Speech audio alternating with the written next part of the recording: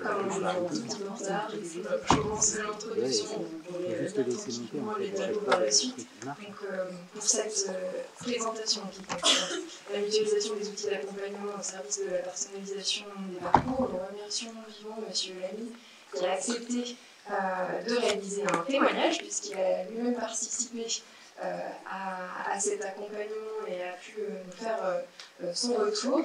Donc c'était un groupe d'usagers qui était assez réservé, donc pas facile pour eux de prendre la parole, donc vraiment on le remercie d'avoir accepté de jouer le jeu.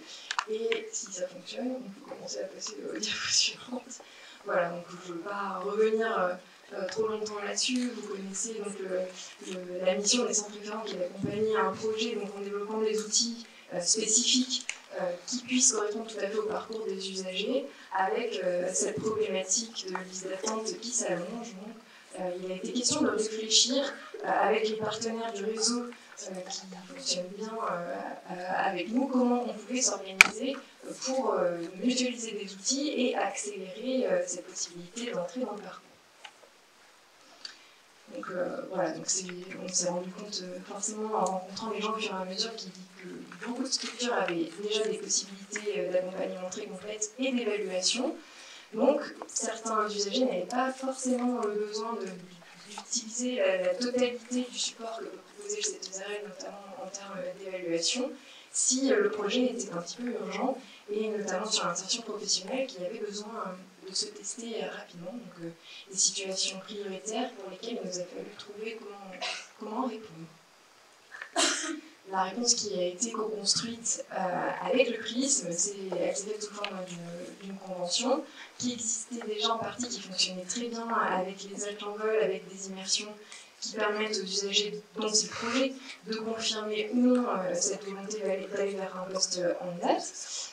Mais c'est aussi maintenant une possibilité de stage à la cafétéria en fonction du domaine de choix professionnel de la personne, et aussi la possibilité aux usagers des structures du PRISM, en particulier du SAMSA, de pouvoir bénéficier du système de stage manuel. Donc on va vous développer un petit peu le contenu pour rendre accessibles ces outils, toujours en conditions assez sécurisées, avant de se lancer directement dans le grand bain et pour fluidifier le parcours.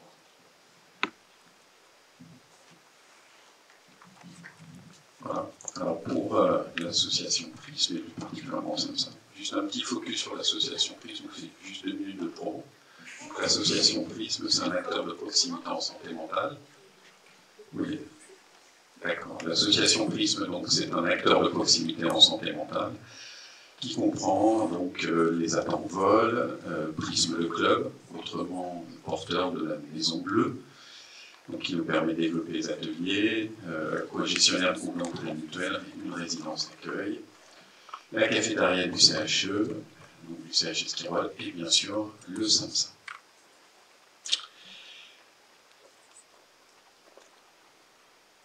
Donc, en termes de besoins, qu'avons-nous identifiés? Actuellement, on constate que 28% des personnes qu'on accompagne sont dans un projet professionnel. Ils veulent accéder à un projet professionnel. Bien évidemment, le SAMSA a une mission concernant cette dynamique d'accès ou de maintien dans l'emploi.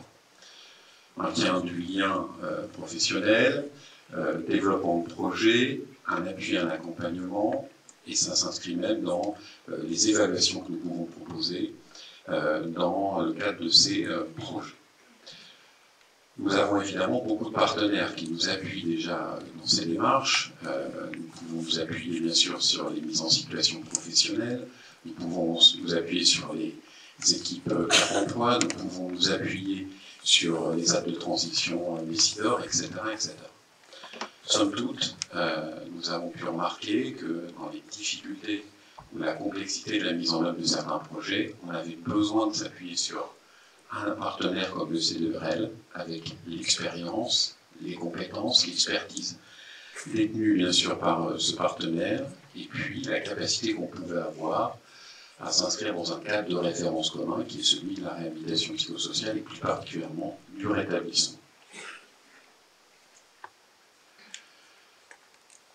Nous avons pu identifier, bien sûr, beaucoup de points de complexité dans la mise en œuvre de ces projets professionnels. Beaucoup d'usagers qu'on accompagne, qui ont ce type de projet, ont pour première difficulté d'avoir vécu beaucoup d'échecs ou de ruptures, à la fois dans leur parcours scolaire, dans leur parcours de formation, c'est-à-dire des parcours qui sont interrompus souvent au lycée. Quelques-uns ont eu quelques parcours universitaires. Donc, bien évidemment, une difficulté à pouvoir aller immédiatement vers un projet professionnel.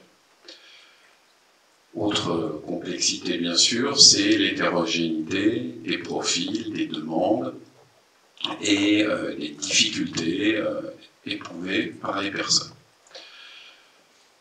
On a aussi remarqué que pour beaucoup d'entre eux, il est nécessaire de proposer des outils extrêmement pratiques d'évaluation et que les mises en situation très concrètes sont beaucoup mieux vécues que des programmes qui peuvent leur paraître parfois plus abstraits. Autre point de complexité, mais que vous connaissez bien, dans la mise en œuvre de leur projet, beaucoup d'entre eux n'estiment pas avoir les qualités, les valeurs nécessaires, donc s'auto-stigmatisent et doutent de leur capacité à accéder à l'emploi. Voilà. Et pour un certain nombre d'entre eux, ils font face, dans leur projet, à la stigmatisation de l'environnement. D'où l'intérêt pour nous, effectivement, en complément des dispositifs déjà existants, de s'appuyer sur ces stages d'activité manuelle développés par le CEDER.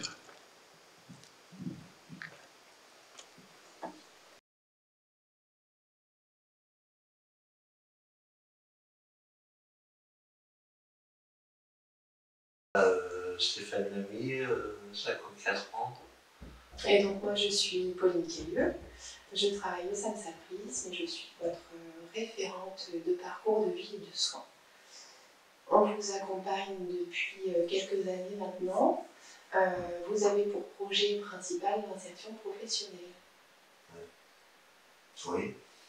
Donc on vous a orienté durant cet accompagnement pour la réalisation d'une MISP, un stage de 15 jours en ISAT. Oui. Est-ce que vous pouvez nous en dire plus? C'était 15 jours où je faisais du nettoyage. J'ai commencé par une semaine mi-temps et une semaine complète. Où ça s'est très bien passé, les 2 semaines d'ailleurs. Dans la part de la semaine complète.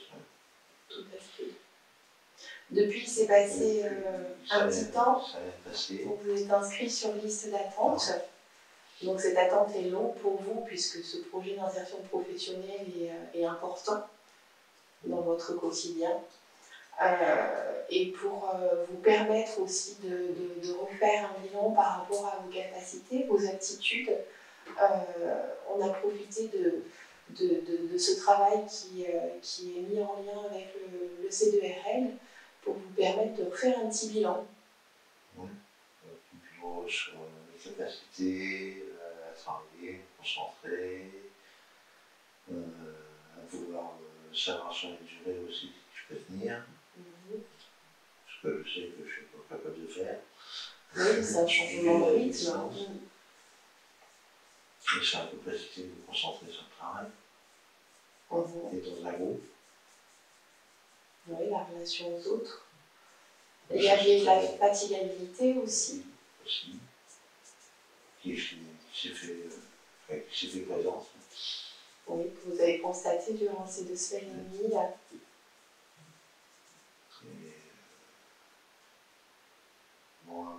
Ma facilité à m'adapter sur l'ouvrage. Ces 15 jours se sont bien déroulés. Oui. Vous avez pu tirer des conséquences, est-ce que vous avez pu tirer des avantages, de l'intérêt de ce parcours de 15 jours? Mais mes défis, ça a été sur le fait de savoir que je pouvais travailler déjà, que je pouvais travailler en groupe, que je pouvais également prendre des initiatives, d'accomplir des tâches qu'on me demandait de faire. Faire entre guillemets du découpage, du collage, sur tout ça. Sur quel support vous utilisez? Sur du carton, du papier.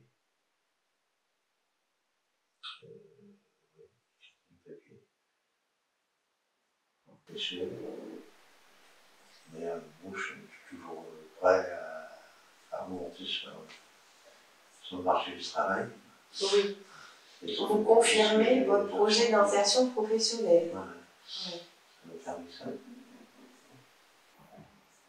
Donc peut-être aussi la possibilité de transmettre ce bilan aux organismes qui pourraient éventuellement... C'est au fait. Qui pourra m'aider, ou avec qui je viens travailler. Tout à fait. De pouvoir mettre quelque chose de plus de mon côté. Oui.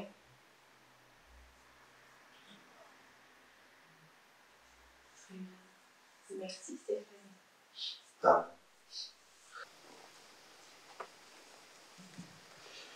Donc, Monsieur Lamy fait partie des usagers qui ont, entre autres, réalisé les enveloppes que vous avez à disposition lors du colloque. Donc, je pense qu'on peut les applaudir. Merci. C'est un travail assez important qui a été réalisé. Donc, voilà, nous les remercions. Maintenant, je vais vous présenter les modalités de réalisation du stage manuel sur le C2RL. Donc, comme ce qu'on avait déjà discuté, il y a l'orientation, je dirais un petit peu classique, qui est via le C2RL suite à notre évaluation et après inscrire le plan de soins individualisé de l'usager. Et maintenant, du coup, il y a une orientation qui est possible via le SAMSA et via l'évaluation et l'expertise du SAMSA. Et l'avantage, c'est que ça permet d'éviter l'attente qu'il peut y avoir, nous, au niveau de l'inscription au C2RL, et c'est pour cela que ça aboutit à une convention qu'on a déjà discuté en début de présentation. Donc au niveau de l'organisation, c'est un stage de 3 semaines à temps complet. L'objectif, donc du coup, c'est de faire le lien avec le projet de l'usager. Tous les objectifs sont personnalisés, individualisés en fonction des personnes. Généralement, c'est pour préparer un projet de professionnalisation. Donc, on va beaucoup travailler la reprise de rythme, comme évoquait M. Lamy dans son témoignage, qui peut être compliqué avec la gestion de la fatigabilité, entre autres. Mais aussi, on évalue et on travaille tout ce qui est avec les relations sociales. Et bien entendu, après, on travaille tout ce qui est autour du travail, et dans le travail lui-même, le respect, la compréhension des consignes, pour après voir ce qui est possible d'aménager pour une orientation future. Dans les modalités d'évaluation, c'est donc une grille d'auto-évaluation une fois par semaine, donc les usagers remplissent, et après on les accompagne voilà, pour avoir un retour aussi extérieur, et à la fin des 3 semaines, on rédige ensemble une synthèse, qui est donc coécrite. Ça, c'est un exemple de meuble en carton réalisé sur l'atelier. Donc, on ne fait pas voilà, que des pochettes, il y a aussi des meubles un peu plus conséquents. Voilà. Et donc, voilà, l'objectif principal est de s'auto-évaluer pour reprendre confiance en soi, aller vers son projet. Pour cela, c'est nécessaire pour nous de s'adapter au projet des usagers pour être plus proche de leurs attentes. Et du coup, nous avons noté l'émergence depuis quelques années, mais qui est de plus en plus présente des technologies numériques dans les projets de nos usagers. Du coup, c'est pour ça que nous avons pour projet de développer un atelier d'impression 3D. Quant aux modalités et aux bénéfices de son atelier, l'équipe de Bordeaux, en début d'après-midi, nous présentera comment ils ont pu instaurer avec succès ce genre d'atelier innovant. Voilà, je vous remercie de votre attention. Si vous avez des questions, nous sommes disponibles.